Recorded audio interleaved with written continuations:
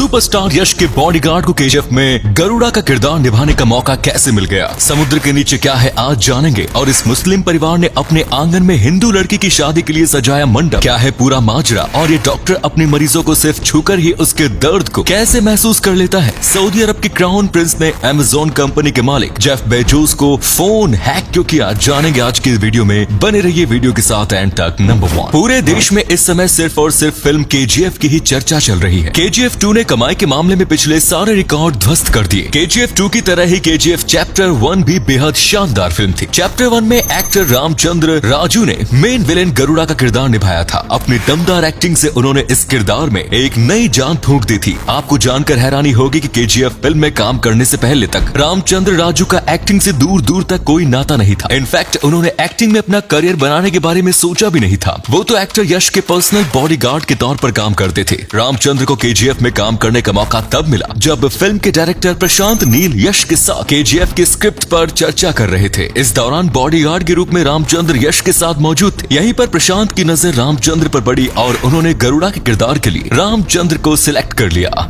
Number 2, जब हम समुद्र की ओर देखते हैं तब हमें दूर दूर तक सिर्फ और सिर्फ पानी ही दिखाई देता है, लेकिन अगर हम समुद्र की गहराई में देखें तो हमें क्या दिखेगा। दोस्तों, क्या आपने कभी सोचा है कि आखिर समुद्र की गहराई के नीचे क्या है। समुद्र की गहराई में अत्यधिक दबाव होने की वजह से वहाँ इंसानों का जाना बेहद मुश्किल है। इसीलिए हम इंसानों के पास समुद्र की गहराई की जानकारी बेहद कम है। हमारे पास जो भी जानकारी है उसके अनुसार समुद्र के नीचे, जिसे आमतौर पर सी बेड्स कहा जाता है, वहाँ भी वही सारी चीजें मौजूद होती है जो धरती पर होती है। समुद्र के नीचे यानी सी बेड्स पर पहाड़, मैदान, चैनल्स, गहरी खाई, चट्टान, मड वोल्केनोज और वोल्केनिक आइलैंड्स इत्यादि जैसी चीजें समुद्र के नीचे मौजूद है। इन चीजों के अलावा भी यहाँ कई सारी ऐसी चीजें हैं जो वैज्ञानिकों की समझ से परे हैं। नंबर 3, पिछले कुछ समय से देश के अलग अलग हिस्सों से सांप्रदायिक तनाव की खबरें आ रही हैं। इस नफरती बयार के बीच उत्तर प्रदेश के आजमगढ़ से एक ऐसी खबर आई जिसने देश में हिंदू मुस्लिम एकता की अनोखी मिसाल कायम की है। आजमगढ़ के अलवाल गांव में पूजा नाम की एक लड़की की शादी होने वाली थी। पैसे की कमी के कारण लड़की वाले मैरिज हॉल बुक नहीं कर सके। वहीं उनका घर भी इतना छोटा था कि वहां शादी का आयोजन नहीं किया जा सकता था। उसके बाद पूजा के परिवार वालों ने अपने पड़ोसी परवेज को अपनी समस्या बताई। अपने पड़ोसी की समस्या सुनकर परवेज अपने आंगन में पूजा का मंडप सजाने को तैयार हो गए। परवेज और उनके परिवार के दूसरे सदस्यों ने खुद अपने हाथों से पूजा के लिए शादी का मंडप तैयार किया। शादी वाले दिन परवेज और उनकी पत्नी नादिरा ने अपने आंगन में मेहमानों का स्वागत किया। इन दोनों ने पूजा की शादी की तैयारी इस तरह से की थी जैसे मानो पूजा उन्हीं की बेटी है। विदाई के समय परवेज ने दूल्हे को सोने का चैन भी गिफ्ट किया।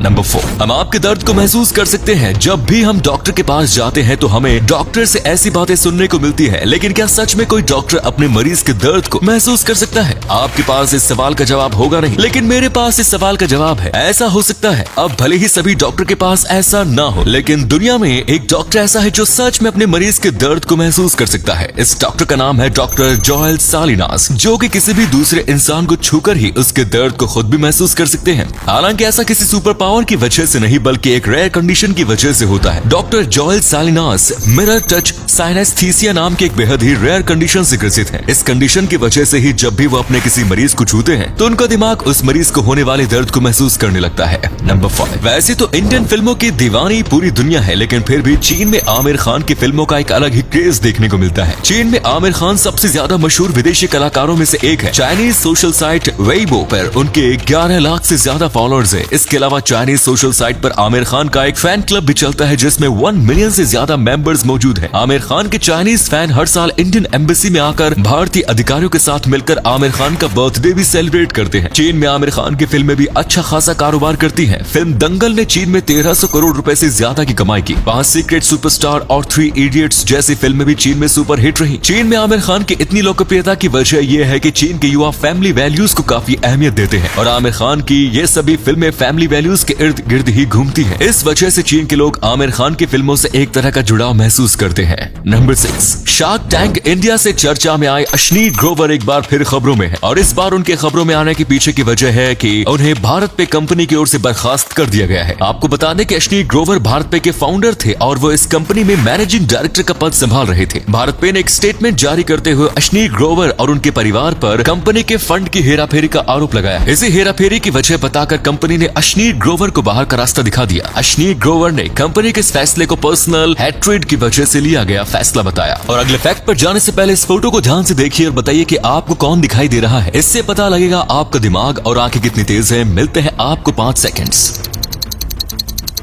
नंबर 7, इंटरनेट की दुनिया में हैकिंग आम बात है। आपको जानकर हैरानी होगी कि सऊदी अरब के क्राउन प्रिंस मोहम्मद बिन सलमान भी हैकिंग का खेल खेल चुके हैं, और वो भी किसी आम इंसान के साथ नहीं बल्कि दुनिया के दूसरे सबसे अमीर इंसान और अमेज़न कंपनी के मालिक जेफ बेजोस के साथ। मीडिया रिपोर्ट्स के मुताबिक 2018 में मोहम्मद बिन सलमान के द्वारा इस्तेमाल किए जाने वाले व्हाट्सएप नंबर से जेफ बेजोस को एक मॉलिशियस फाइल सेंड की गई, और इस फाइल के सेंड किए जाने के कुछ घंटे के भीतर ही जेफ बेजोस के फोन से बहुत सारा डेटा हैकर के हाथ लग चुका था। आखिर इस हैकिंग के पीछे का मकसद क्या था, इस सवाल का जवाब नहीं मिल सका, लेकिन एक क्लू ये निकलकर सामने आ रहा है कि जेफ बेजोस वॉशिंगटन पोस्ट के ऑनर हैं, और इस हैकिंग के 5 महीने बाद अक्टूबर 2018 में क्राउन प्रिंस के इशारे पर जमाल खशोगी नाम के जिस पत्रकार की हत्या की गई थी, वो पत्रकार भी वॉशिंगटन पोस्ट में ही काम किया करता था। नंबर 8, भारत की हजारों साल पुरानी संस्कृति ऐसी है कि दुनिया भर के लोग इसकी ओर खींचे चले आते हैं। बास्केटबॉल के स्टार खिलाड़ी ड्वेट हॉवर्ड भी भारतीय संस्कृति से प्रभावित होकर भारत के सैर पर आए हुए हैं। ड्वेट हॉवर्ड अपने कुछ दोस्तों के साथ आध्यात्मिक नगरी वाराणसी में आए हुए हैं। वाराणसी आने के बाद ड्वेट हॉवर्ड और उनके दोस्तों ने अपने माथे पर तिलक लगाया, और वो सभी गंगा आरती में शामिल भी हुए। उन्होंने गंगा नदी में नाव का सफर भी किया और स्थानीय लोगों से भी मुलाकात की। इस आध्यात्मिक सफर के बारे में